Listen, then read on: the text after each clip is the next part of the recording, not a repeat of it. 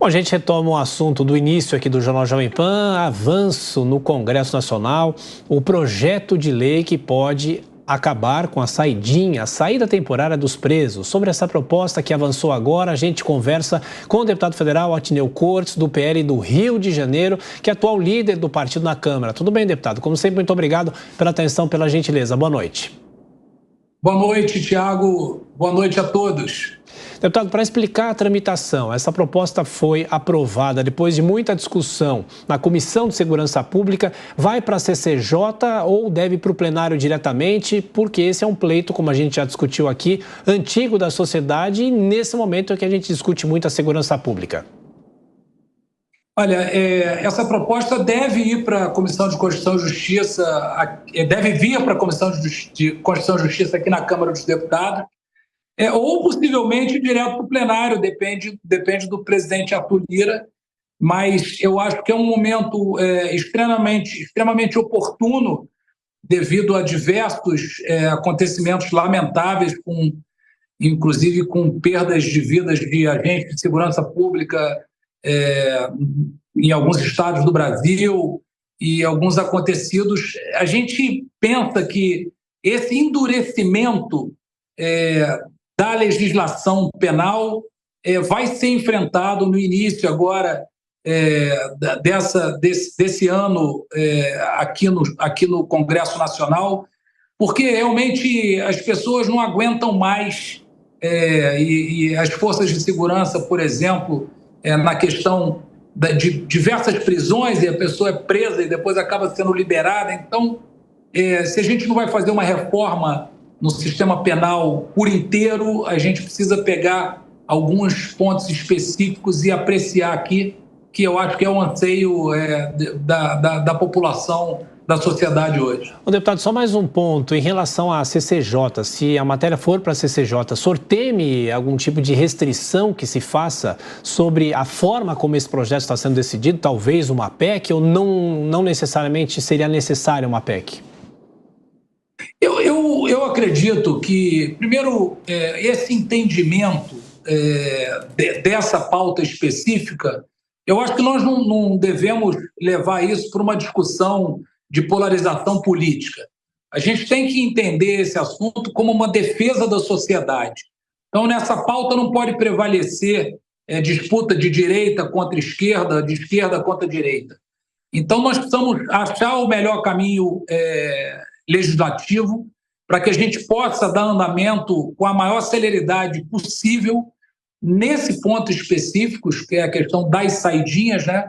E esse projeto vai caminhar, mas assim como em outros pontos que a sociedade demanda o poder legislativo hoje. As forças de segurança, a gente tem visto um trabalho muito forte das forças de segurança em diversos estados, mas citando, por exemplo, aí o estado de São Paulo, o secretário Derrite tem a cada momento chamado ao Poder Legislativo para que cumpra aqui o seu papel de modificar alguns pontos que as forças de segurança consideram essenciais para melhor defesa da sociedade brasileira. Deputado, eu vou chamar a Dora Kramer para participar dessa nossa conversa. Dora.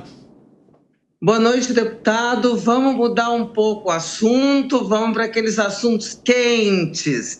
Eu queria saber, eu não vou chamar de atrito, eu vou chamar de divergências, né? Que o presidente Arthur Lira elencou no discurso de reabertura dos trabalhos da Câmara. O governo procura dar a impressão que essa divergência, que esse atrito é algo exclusivo do Lira. Eu queria que o senhor explicasse para a gente se é uma briga, vamos chamar de briga, um desentendimento do Lira com o governo ou ele tem um respaldo da maioria e isso é uma questão mais ampla do que a figura do Lira? O presidente Arthur Lira tem o respaldo da enorme maioria da Câmara, talvez quase uma unanimidade nessa dificuldade de relação com o poder executivo. Você sabe que o governo, Dora, ele não tem cumprido os acordos com a Câmara dos Deputados e com o Congresso Nacional. Prova disso é essa questão do orçamento. O orçamento foi discutido por Comissão Mista de Orçamento, quando aprovou o orçamento, senadores e deputados de diversos partidos. O relator era do nosso partido, o deputado Luiz Carlos Mota, do PL de São Paulo, inclusive, fez um excepcional trabalho. Um trabalho sem nenhum tipo de... levando em consideração que nós somos um partido de oposição, um trabalho técnico, ouvindo as setoriais da Comissão Mista de Orçamento. Esse trabalho foi discutido com ministros do governo, com deputados do governo, com técnicos do governo, e depois que o orçamento é aprovado, com os votos dos deputados do PT, eu diria até por unanimidade, se não me engano, e com os votos de uma maioria esmagadora, eu não sei, talvez 10 ou 15 deputados ali tenham se manifestado contra o orçamento, mas assim, todo mundo, foi um acordo de todos, né, discutido. Isso aqui não pode, tira, foi discutido com o governo. E depois o governo veta. Então, na política, é muito importante o cumprimento da palavra. E isso não tem acontecido. Então, a manifestação do presidente Arthur Lira é absolutamente legítima e tem o apoio de todos porque ele cobra o cumprimento da palavra. Assim como foi, por exemplo, o projeto da desoneração, que foi discutido aqui, nós aprovamos a desoneração para 17 setores e depois de aprovado, o presidente da República vetou, indo contra um acordo majoritário, sem respeitar o que foi decidido pelo Poder Legislativo. Na política tem que cumprir acordo, tem que cumprir palavra. O deputado, a gente já discutiu aqui isso hoje. O senhor acha que adianta trocar a articulação do governo com o Congresso Nacional, mudar peças? Isso seria suficiente para melhorar essa relação? Olha, eu, sinceramente, o nosso partido é um partido de oposição e eu sempre tenho uma postura de ser uma oposição daquilo que é melhor para o Brasil. Eu acho que o diálogo precisa prevalecer e o cumprimento da palavra que é fundamental. Seria até antiético da minha parte dizer que o governo precisa trocar esse ou aquele articulador político.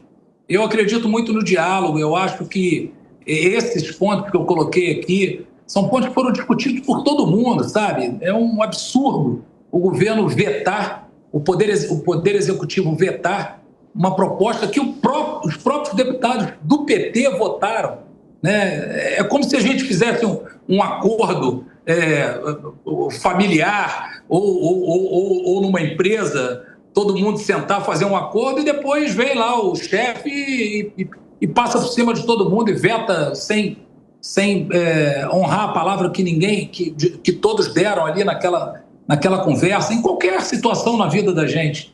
Então, não sei se trocar uma pessoa ou outra resolveria.